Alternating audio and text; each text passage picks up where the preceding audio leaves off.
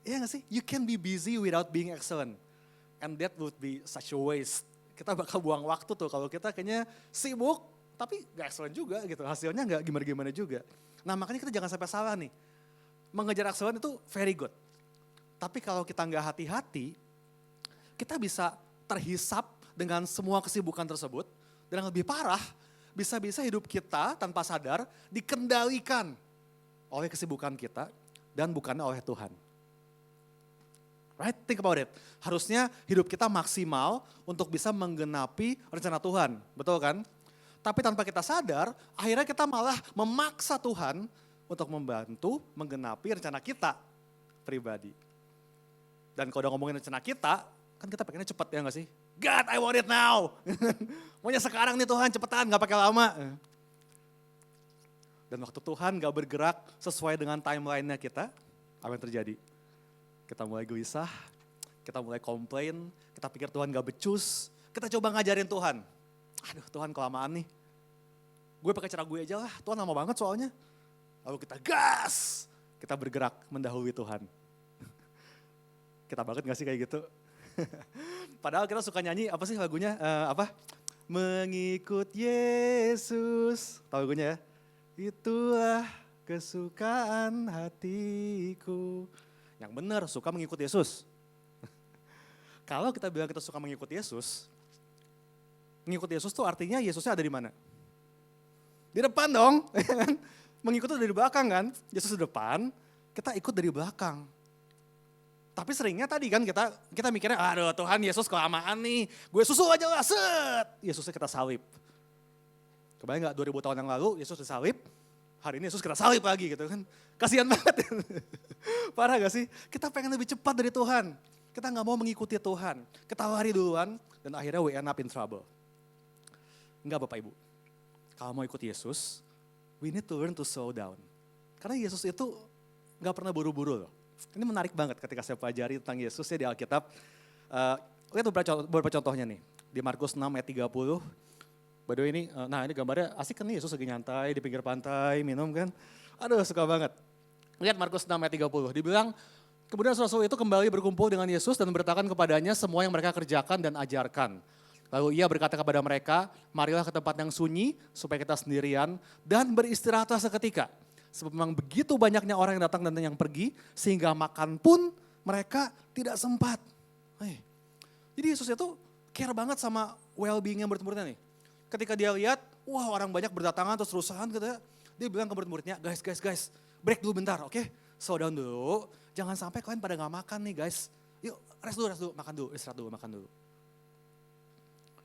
Kalau kita seringnya kebalikannya, ya kan? Waktu proyek lagi banyak dateng gitu kan, banyak deadline, klien lagi banyak. Wih gas, jangan kasih kendor. Makan nanti lagi aja lah, pokoknya ini deadline harus beres.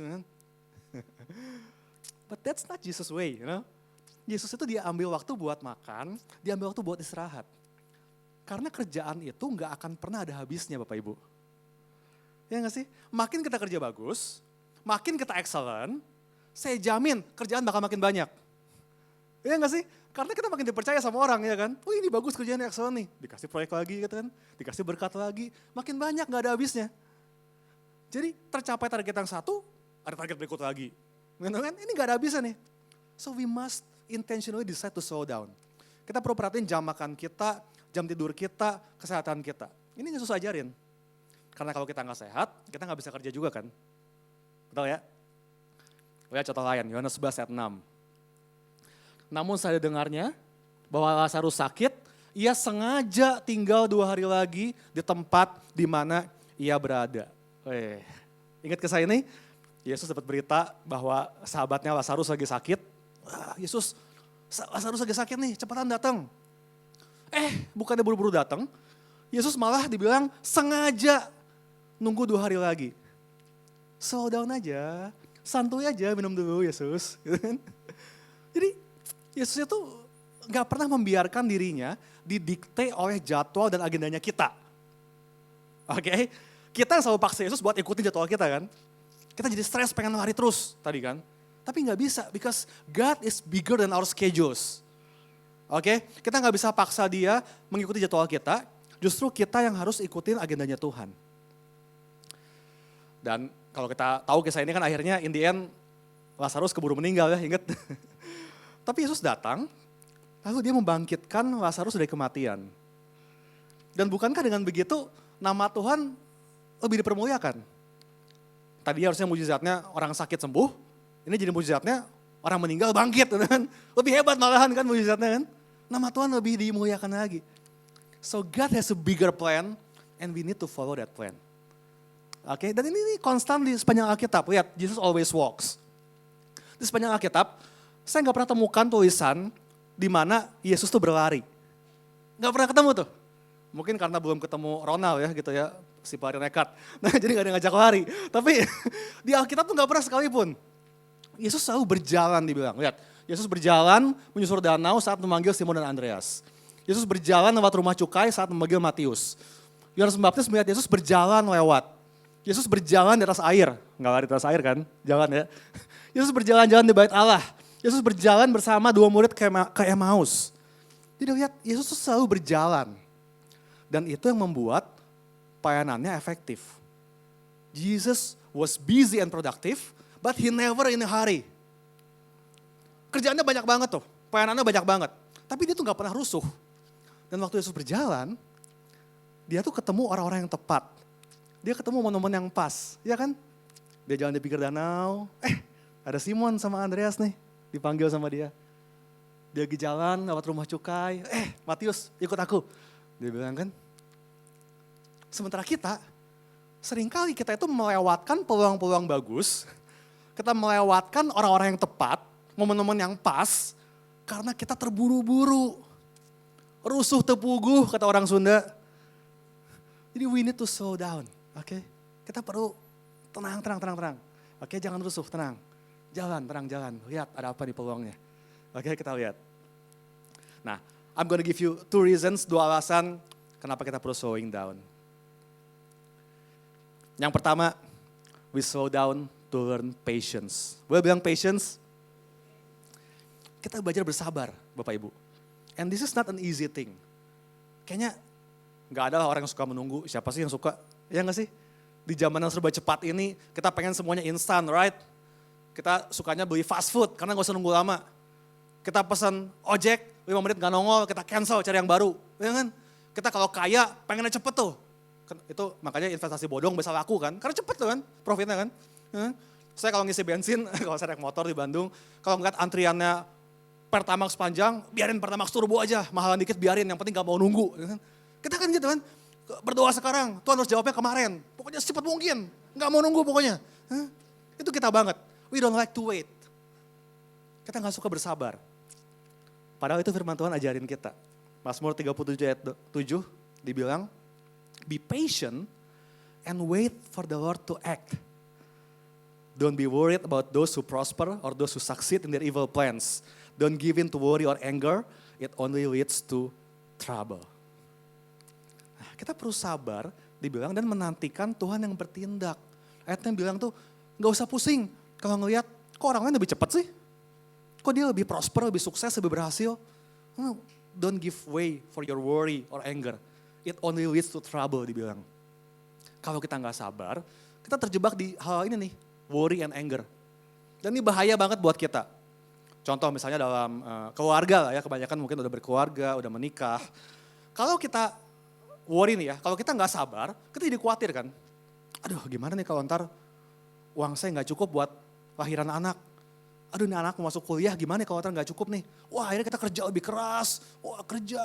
Dan akhirnya kita gak pernah punya waktu buat pasangan, buat keluarga kita. Terjadi banyak banget saya lihat, karena worry awalnya. Duh gimana kalau gak cukup ya, saya perlu kerja lebih banyak nih.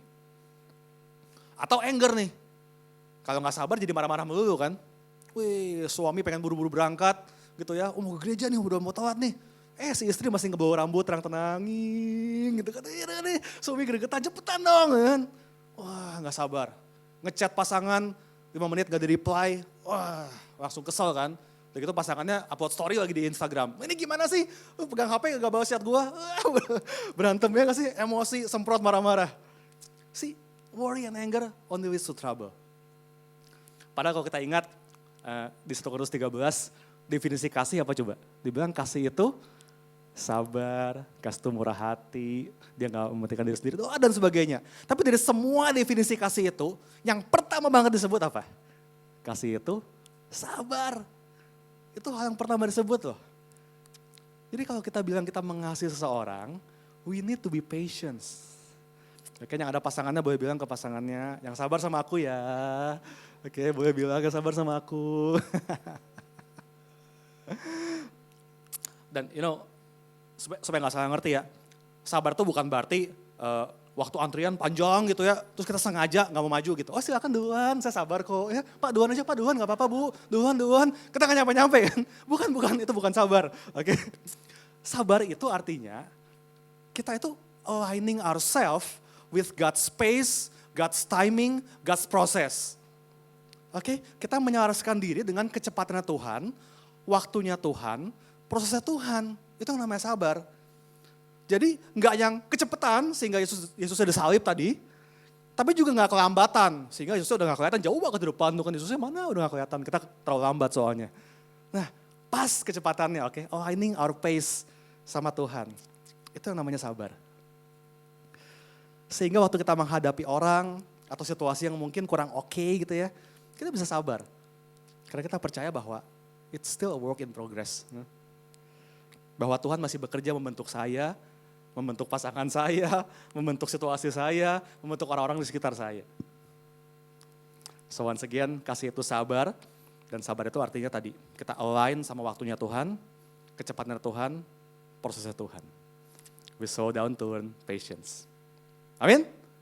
Sip, makanya penting banget. Yang kedua nih, kenapa kita perlu slowing down? Yang kedua, kita slow down to enjoy. Wih, ini penting banget nih. To enjoy, menikmati. Slowing down and enjoying itu polanya Tuhan loh. Waktu Tuhan menciptakan bumi, masih ingat? Dia bekerja 6 hari, lalu di hari ke-7 dia beristirahat. Ingat ya kisah itu kan? Nah terus suka mikir gak sih? Ngapain Tuhan istirahat?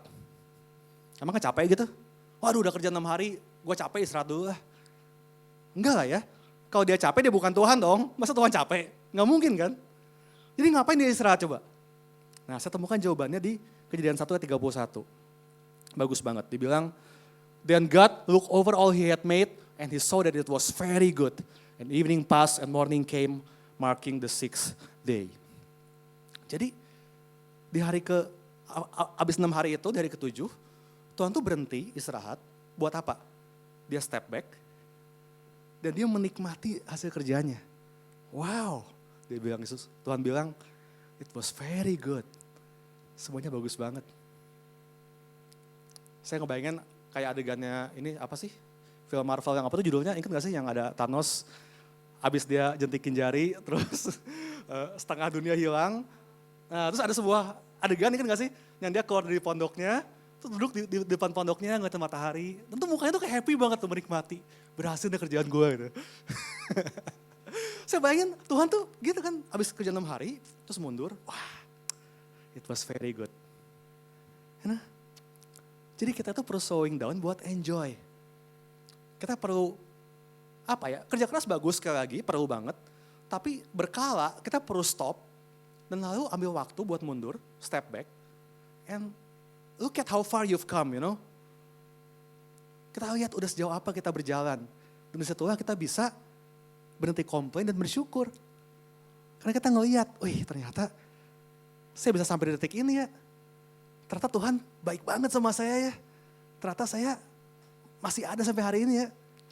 Kita bisa mensyukuri banyak hal waktu kita step back and enjoy. Kerja 6 hari, kau istirahat 1 hari buat enjoy. Itu yang dipraktekkan sama bangsa Yahudi sampai hari ini loh. Kalau saudara ke Israel hari ini, setiap hari Sabtu, tiap minggunya, mereka itu masih mempraktekkan yang namanya Sabat. Pasti pernah dengar dong. Nah di hari Sabat itu, mereka tuh gak boleh kerja, bangsa Yahudi itu, gak boleh naik mobil, gak boleh bikin api buat masak, jadi makanan semua dingin. Waktu saya ke Holy Land beberapa tahun yang lalu, saya inget tuh, pas kena hari Sabat, aduh tuh makanan semuanya dingin, sajiinnya gak enak banget. Udah gitu di lift, di hotel itu gak boleh mencet lift tuh, karena tuh bikin api kan katanya gak boleh. Jadi liftnya di setting sama mereka, otomatis buka di tiap lantai. Saya tidur di lantai 7 waktu itu. Terus mau sarapan pagi-pagi kan, masuk lift gitu kan, 7 turun, 6 buka, tutup, turun lagi 5, 5 buka, tutup, turun 4 buka, lama banget. Tapi itu yang mereka buat. Nah tentunya kita nggak perlu se-ekstrim itu, oke, mencet lift masih boleh di depan. Ya. Tapi ini konsep sabatnya bagus banget. Bahwa sabat itu dibuat untuk enjoyment-nya kita. Ingat gak Yesus bilang bahwa hari sabat diadakan untuk manusia dan bukan manusia untuk sabat. Right? So sabat is a gift from God to us. Resting is a gift that we should be able to enjoy. Nah, jadi hari sabat ini didedikasikan untuk rest. Ingatkan 10 perintah Allah, dibilang kuduskanlah hari sabat. Kata kuduskanlah itu dalam bahasa aslinya artinya set apart, dipisahkan. Ini waktu yang dipisahkan cuma buat dinikmati aja nih. Dan kalau di Israel sana, sabat itu dimulai tiap hari Jumat sore, jam 6 sore tuh. Sampai Sabtu besoknya. Nah itu mulai sabat tuh, sabat mulai jam 6 sore sampai Sabtu besoknya. Nah mereka ngapain aja di hari itu? Ini good banget. Yang pertama di hari sabat, mereka bakal enjoying family. Setiap sabat itu dimulai dengan dinner. Tadi kan jam 6 sore sabat dimulai.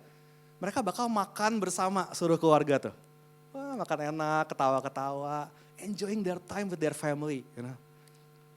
Saya selalu encourage couple-couple di gereja kita. Kalau bisa minimal setahun sekali lah pergi liburan sama keluargamu. Ambil waktu, nikmati, take time for your marriage, for your family. Karena kalau enggak, lama-lama kita ngeliat pasangan kita just as useful, not as beautiful. You know? Kita cuma ngeliat kegunaannya doang nih. Ya? Yang penting ada yang nemenin gue, yang penting ada yang ngurusin gue, yang penting ada yang nafkahin gue, yang penting ada yang merhatiin gue. No, that's not enjoyment, that's abuse. Right? Ya gak sih? Kita perlu menikmati pasangan kita loh. Hubungan kita, pernikahan kita. Kebayang gak sih? Jemaat datang, pastor puji Tuhan. Kayak baru merayakan pernikahan perak. Kayak berhasil bertahan 25 tahun. And I was like, really bertahan? Sedih banget 25 tahun bertahan doang. Nikmati dong kita pernikahan dulu, masa bertahan doang 25 tahun, capek banget. We must be able to enjoy it. That's why we need to slow down. Oke, enjoying family itu yang pertama. Apalagi yang kedua, bagus nih, enjoying sleep. Wih ini gak gampang loh, ya gak sih? Di Jakarta apalagi susah banget nih. Tapi tadi kan jam 6 sore mereka mulai sabat, bayangin ya, jam 6 sore mulai sabat, mereka makan sama keluarga. Udah gitu mereka ngapain? Tidur mereka. Menikmati waktu tidurnya. Dan again tadi saya bilang kan, hari-hari ini tidur tuh jadi sebuah luxury kayaknya. Saya ketemu banyak jemaat yang susah banget buat tidur. Even udah masuk kamar, udah diranjang, ini otak gak bisa berhenti mikir nih. Pernah ngalamin gak sih? Akhirnya kita cuman scrolling HP dan tahu-tahu udah jam 5 pagi, aduh udah ke kantor lagi, disiap-siap lagi gitu kan. Wah, akhirnya di kantor ngantuk, lemes, saya pun mengalami gitu. Teman-teman kantor saya udah tahu kalau saya udah mulai tantrum di kantor, kurang tidur nih pasti nih. Nah, tapi itu dibuat sama bangsa Yahudi. Oke, menarik banget. Jadi kan kalau mereka itu sabat mulai jam 6 sore ya. Kalau kita kan jam 12 mulai hari yang baru. Mereka mulai hari yang baru tuh jam 6 sore. Di mana mereka berdoa, makan bersama keluarga, terus tidur tuh. Jadi they start their day with rest. Kalau kita kebalikannya kan, kita kerja dulu seharian, saya menunggu semoga ntar malam bisa istirahat. Kalau mereka kebalikannya tuh, jam 6 sore mereka mulai dengan rest dulu. Baru hari yang baru dimulai setelah itu pas bangun. Kebayang gak? Bagus ya? Jadi, wah mari kita berusaha supaya bisa punya waktu tidur yang efektif. Oke, karena ini penting banget buat kesehatan spiritual kita, kesehatan mental kita, produktivitas kita. Bahkan untuk hubungan kita pun penting banget tidur yang cukup. Benar deh, kurang tidur pasti dibetean. Iya kan? So, enjoy your sleep. Dan terakhir, yang mereka buat di hari Sabat adalah they enjoy God. Di hari Sabat itu, Sabtu, Jumat ke Sabtu itu mereka 3 kali pergi ke sinagoga buat beribadah. Jumat malam, Sabtu pagi, Sabtu sore itu. So they spend the day enjoying their time with God. Dan ini juga yang perlu kita buat waktu kita slowing down and rest. We take time to enjoy God. Karena seringnya kita itu datang sama Tuhan dengan list of our petition, ya gak sih? Tuhan saya butuh ini Tuhan, Tuhan saya perlu bayar ini, tolongin saya Tuhan. Tentu nggak apa-apa boleh minta sama Tuhan, that's good. Tapi kalau hubungan cuma minta-minta doang, kayaknya hubungannya nggak sehat ya nggak sih? Nah, sahabat is not about asking for something, but about being with someone. Oke, coba renungkan ini. Sahabat itu bukan untuk minta sesuatu dari Tuhan, tapi kita mau bersama dengan Tuhan aja, menikmati. Dan kita kadang-kadang perlu make time buat ini. Spend time sama Tuhan, bukan buat asking. Karena kita tiap hari udah asking sama Tuhan lah. Pastikan gak bakal kurang gitu. Tapi kita ada gak sih waktu buat just enjoying God and to be amazed by Him. Well, saya diajarin sama satu pastor di sekolah saya. Cara paling gampang buat menikmati Tuhan, yang paling simple, you go to the nature. Pergi ke alam tuh. Karena alam itu, cara Tuhan bicara sama kita seringkali. Makanya orang-orang di pedalaman, meskipun mereka gak pernah dengar gospel, somehow mereka tuh bisa merasakan Tuhan tuh ada. They believe in a greater power, right? Because they see the nature, mereka lihat tuh alam. Ini bagus banget. Istri saya Ivalin cerita, karena dia pencinta budaya Jepang gitu ya, dia bilang nih, kan orang Jepang semuanya gila kerja kan, kalau kerja rajin banget. Nah, saat mereka kecapean, kalau mereka mau terapi untuk penyegaran, refreshing, mereka tuh disuruh pergi ke hutan katanya, ke orang Jepang. Dan katanya itu sebabnya disebutnya forest, hutan, for rest, right? Pergi ke hutan buat istirahat. Jadi saya tuh sering ambil waktu nih buat ke alam sendirian. Kadang-kadang saya setahun sekali saya pergi ke Pangandaran sendirian. Teman-teman suka nanya, ngapain sendirian ke Pangandaran? Gak apa-apa, nyantai aja gitu. Kemarin waktu di KL saya take time naik bus sendiri ke Port Dickson gitu ya, di pinggir pantai. Gak ngapa-ngapain gitu. Tapi somehow tuh waktu saya menikmati alam, Tuhan tuh bicara banyak buat saya. Waktu saya ngeliatin laut, saya tuh kayak ngerasain, ternyata di tengah samudra kasih karunia Tuhan, saya ini bagaikan upil yang kecil gitu kan. Gak ada apa-apa aja segede upil doang, lautan luas banget gitu. Tapi Tuhan tuh ngomong banyak banget. Waktu kita ambil waktu buat solitude and enjoying God, then the ocean, the mountain, the birds, they will speak to you. Tuhan bakal bicara lewat semua itu. Makanya Alkitab bilang, langit menceritakan kemuliaan Allah. Right? Ada ayatnya kan? Jadi, just go to the nature to enjoy God. Oke, saya sangat sarankan itu. Itu tips yang bagus banget. Nah ini penting nih. Kalau udah mau ngambil sabat, we need to plan our Sabbath intentionally. Oke, ada beberapa hal yang kita perlu persiapkan nih. Kalau kita mau take rest, slowing down. Yang pertama ada time. Perlu disengaja nih, karena tadi kan kerjaan gak ada habisnya. Kalau nunggu nanti kalau ada waktu, saya pastikan gak bakal pernah ada waktu. Kita perlu intentional ambil waktunya. Mulai dari sekali sehari, oke, mari terserah mau kapan, kan saat dulu beda-beda ya, ada yang sukanya pagi, ada yang sukanya malam. Kalau saya sukanya pagi, karena tadi sama kayak bangsa Yahudi ya, we start the day with rest dulu. Jadi pagi-pagi sebelum mulai beraktivitas, sabat dulu tuh sama Tuhan. Nikmati Tuhan dulu. Oke, sekali sehari, udah gitu sekali seminggu ambil juga. Most of us kita ambil di hari Minggu ya kan, kita ke gereja kayak gini, kita enjoying God, terus lalu pulang dari sini kita enjoying family ya kan, makan sama keluarga, sama teman-teman, right? Nah terus satu kali sehari, sekali seminggu, dan terakhir kalau bisa sekali setahun tadi. Kalau boleh sekali setahun, go somewhere lah buat menikmati sabatnya engkau. Nah, waktunya tentuin ya, intentional itu. Kemudian purpose-nya ini penting banget nih. Kalau pergi buat rest, Bapak Ibu, pastikan purpose-nya jelas. To reconnect with God, oke? Kalau kita sekedar pergi cuma buat healing ala-ala aja, biasanya sih pulang-pulang kita malah makin capek. Pernah ngalamin gitu? Kita pergi liburan seminggu gitu, terus pulang kayaknya kok malah makin capek ya. And we need another vacation from that vacation. Iya gak sih? Nah bahkan kalau pergi sendirian, kalau kita gak punya purpose yang jelas, ini bahaya nih. Ini bakal jadi bumerang. Karena godaan dosa itu malah makin banyak loh. Bener gak? Cobain lah pergi sendirian ya. Wih ini godaan mulai dari godaan seksual kalau lagi sendirian. Godaan pengen jajan terus gitu kan, godaan pengen shopping semua dibeli gitu kan. Intinya banyak godaan hawa nafsu waktu kita sendirian nih. Oke, ingat waktu Yesus sendirian di padang gurun pun iblis datang mencobai kan. Nah makanya kita perlu jelas nih waktu kita pergi buat sabat, emang ini intentionally saya maunya connect sama Tuhan nih perginya. Bukan buat yang lain. Saya pengen menerima dari Tuhan, merasakan kasihnya Tuhan. Jangan cuma pergi liburan doang, bukan itu tujuannya. Tapi menikmati Tuhan. Oke? Dan terakhir, the responsibility. Kalau udah mau off nih buat sahabat, jangan asal pergi tuh, tinggal tanggung jawab. Ini orang Yahudi kalau saya pelajari ya, mereka tuh benar-benar carefully planning their sahabat loh. Jadi hari Jumatnya mereka udah sengaja tuh siapin, mereka belanja semua kebutuhan rumah tangga, mereka udah masak dulu buat besoknya supaya gak usah masak lagi, mereka beresin kerjaan, mereka make sure bahwa waktu mereka istirahat besok, semua kerjaan udah beres. Nah, I think kita pun perlu kayak gitu. We should plan and prepare our rest. Jangan main kabur aja, neglecting our job, our study. Oh, kata Pastor Aryan kan perlu istirahat, udah gue mau tidur aja, gak mau kerja. Nggak kayak gitu, oke? That's not excellence. Prepare everything, supaya waktu lagi rest, kita beneran bisa enjoy. Karena udah kita siapin dulu semua tuh. Enjoying our family, enjoying our sleep, dan yang penting, enjoying God. Amin. Oke, terakhir, 2 menit aja mudah-mudahan. Saya mau kasih balance-nya, supaya message ini jangan disalahgunakan terus tadi supaya, gak usah kerja lah, slowing down aja. Enggak gitu, oke? Tegaskan sekali lagi sama saya, inti slowing down adalah adjusting to God's pace, oke?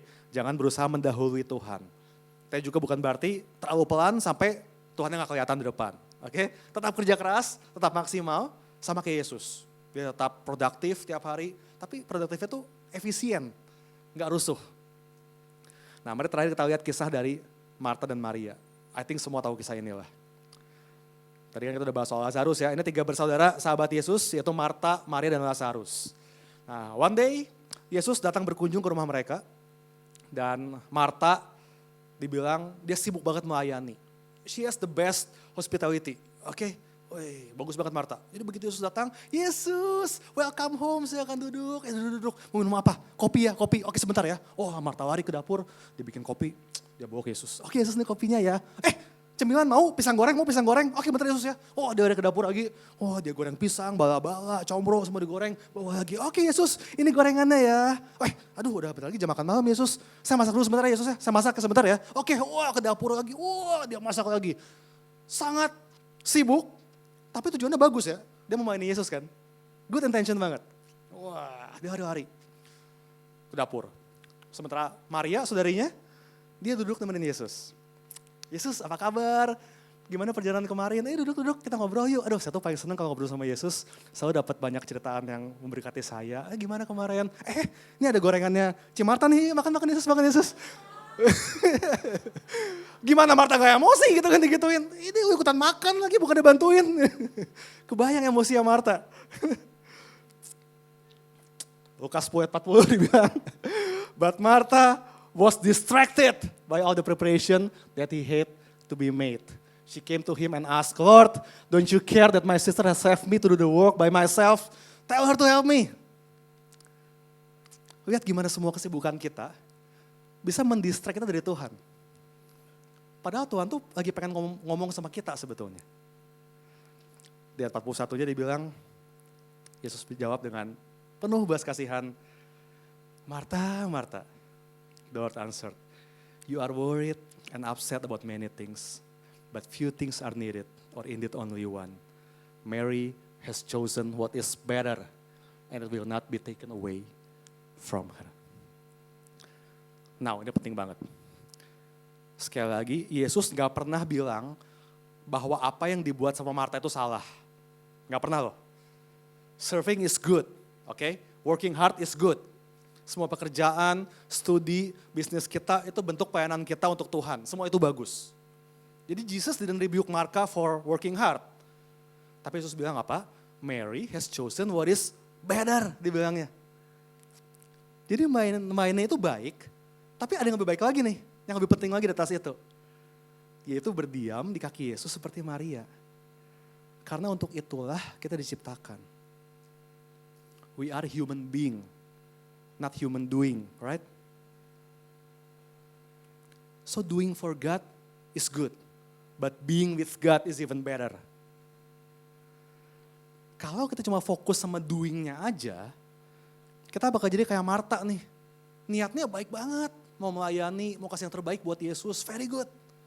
But along the way, dia kecapean, dia burn out, dia frustasi, dia mulai salahin orang lain, kenapa gak bantuin? Dia mulai salahin Yesus, kenapa diam aja? So burnout is the result of doing too many things for God without truly being with God. Seringkali kita itu burn out, bukan karena kita kekurangan waktu, tapi kita kekurangan waktu bersama Tuhan. Itu yang kurang. Kita gak pernah benar-benar ambil waktu buat menikmati Tuhan and just receiving His love. Padahal being loved by God itu, it's the foundation of our ministry, not the destination. Beda ya, dicintai Tuhan itu fondasi pelayanan kita, bukan tujuan pelayanan kita. Kita mainnya bukan supaya Tuhan terkagum-kagum sama performance kita gitu ya. Enggak. Supaya dia makin sayang sama kita. No. Enggak ada hal apapun yang bisa kita lakukan yang bikin Tuhan lebih mencintai kita. Amin gak sih? Dan enggak ada hal apapun yang bisa kita lakukan yang bikin Tuhan kurang mencintai kita. His love for us is already perfect. Dan ini lagi coba kita ingatkan sama diri sendiri. Waktu kita slowing down dan take rest. Bahwa kasih Tuhan itu udah sempurna. I don't need to perform to make Him love me. No. Tuhan cuma pengen spend time with me, share His heart with me, loving me. So sekali lagi, kerja kerasnya tuh gak salah, bagus. Tapi kalau fokus kita cuma itu, motivasi kita adalah supaya kita perform di depan Tuhan, I think itu fondasi yang keliru. Kita sadar dulu dicintai sama Tuhan, sadar. Baru kita melayani itu bakal jauh lebih maksimal, lebih efektif. Dan kita gak bakal burn out di situ. Amin. So, waktu saya siapin khotbah ini, saya tahu Tuhan lagi ngomong sama saya pribadi juga. Karena saya pun lagi ngerasa hidup hari-hari ini, aduh kayaknya rusuh banget.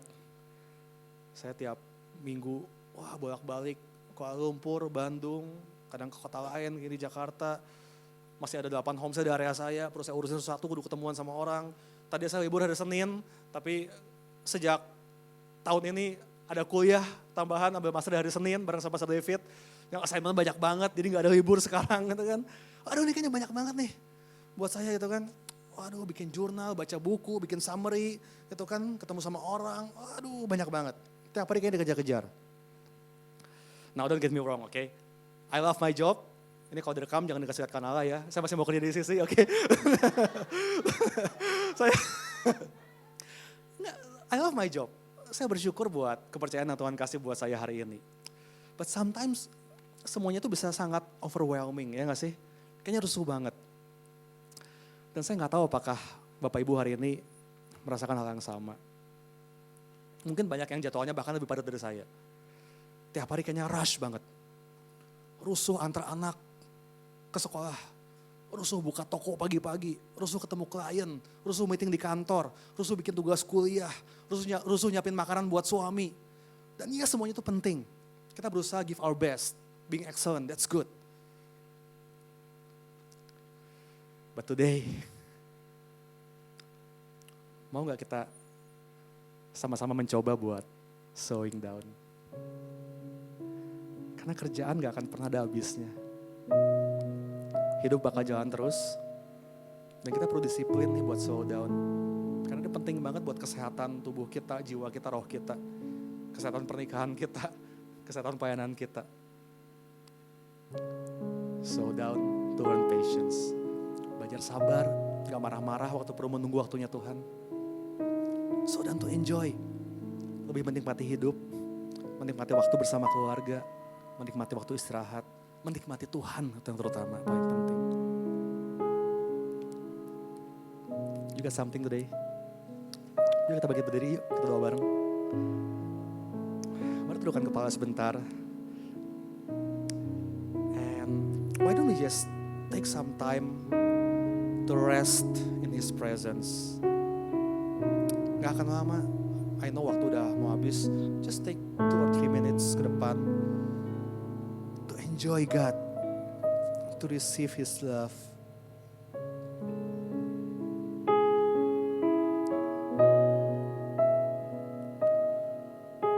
Beberapa dari saudara, mungkin hari ini sama kayak saya. Kita merasa kayak Marta, kita capek banget. Kerja tiap hari, berangkat pagi, pulang malam. We try our best to perform. And that's good. Bayangkan Yesus sedang duduk di ujung ruangan. Dia memperhatikanmu yang sedang sibuk bekerja keras. Dan Yesus tersenyum. Dan dia memanggil engkau untuk duduk di sebelahnya. Dan bayangkan Yesus bilang sama engkau hari ini, "Hey, thank you ya. You are doing great. I appreciate your hard work. Thank you. Dunia mungkin gak menghargai kerja kerasmu, tapi aku melihat," kata Yesus, "what you are doing matters to me. Thank you for doing that. Thank you for giving your best.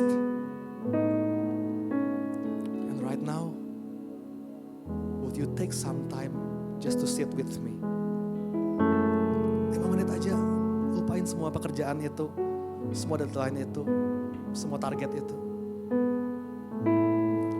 Just sit with me. Spend time with me. I love you, my son. I love you, my daughter.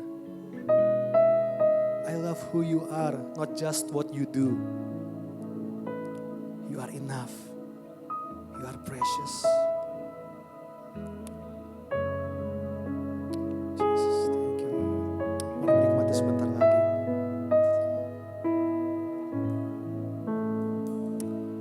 Tapi hari ini kau mendapatkan kelegaan. Kau yang letih, lesu, beban berat. Mari datang pada Yesus yang ini. Dapatkan kelegaan, kesegaran, recharge kembali untuk kau kembali beraktivitas besok. This is your place of rest. Di hadirat Tuhan ada ketenangan, ada kelegaan, ada kekuatan baru.